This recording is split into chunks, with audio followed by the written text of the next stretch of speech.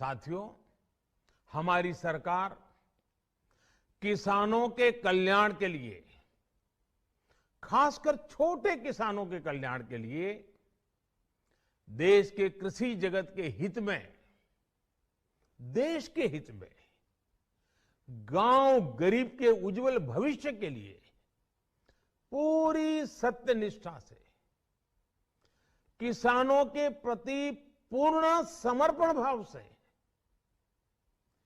नेक नियत से ये कानून लेकर आई थी। लेकिन इतनी पवित्र बात, पूर्ण रूप से शुद्ध किसानों के हित की बात, हम अपने प्रयासों के बावजूद कुछ किसानों को समझा नहीं पाए। भले ही किसानों का एक वर्ग ही विरोध कर रहा था, लेकिन फिर भी ये हमारे लिए महत्वपूर्ण था। कृषि अर्थशास्त्रियों ने, वैज्ञानिकों ने, प्रगतिशील किसानों ने भी उन्हें कृषि कानूनों के महत्व को समझाने का भरपूर प्रयास भी किया। हम पूरी विनम्रता से, खुले मन से उन्हें समझाते रहे।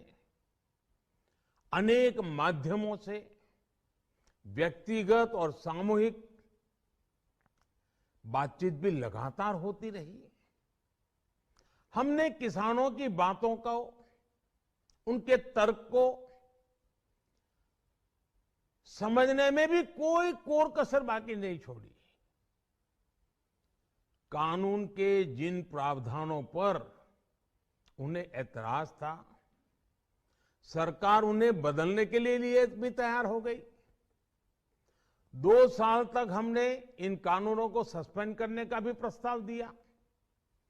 इसी दौरान ये विषय माननीय सर्वोच्च न्यायालय के पास भी चला गया। ये सारी बातें देश के सामने है, इसलिए मैं इनके अधिक विस्तार में नहीं जाऊंगा।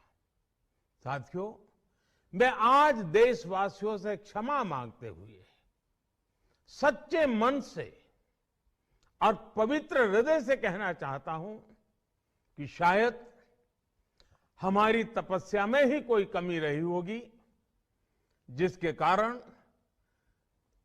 दिए के प्रकाश जैसा सत्य कुछ किसान भाइयों को हम समझा नहीं पाए। आज गुरु नानक देव जी का पवित्र प्रकाश पर्व है। ये समय किसी को भी दोष देने का नहीं है।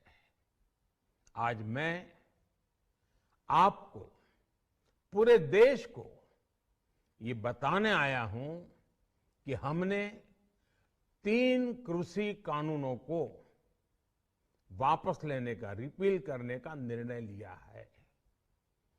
इस महीने के अंत में शुरू होने जा रहे संसद सत्र में, इसी महीने में, हम 3 कृषि कानूनों को रिपील करने की संवैधानिक प्रक्रिया को पूरा कर देंगे। साथियों, मैं आज अपने सभी आंदोलनरत किसान साथियों से आग्रह कर रहा हूं, आज गुरु पर्व का पवित्र दिन है। अब आप अपने अपने घर लौटे, अपने खेत में लौटे, अपने परिवार के बीच लौटे। आइए एक नई शुरुआत करते हैं, नए सिरे से आगे बढ़ते हैं।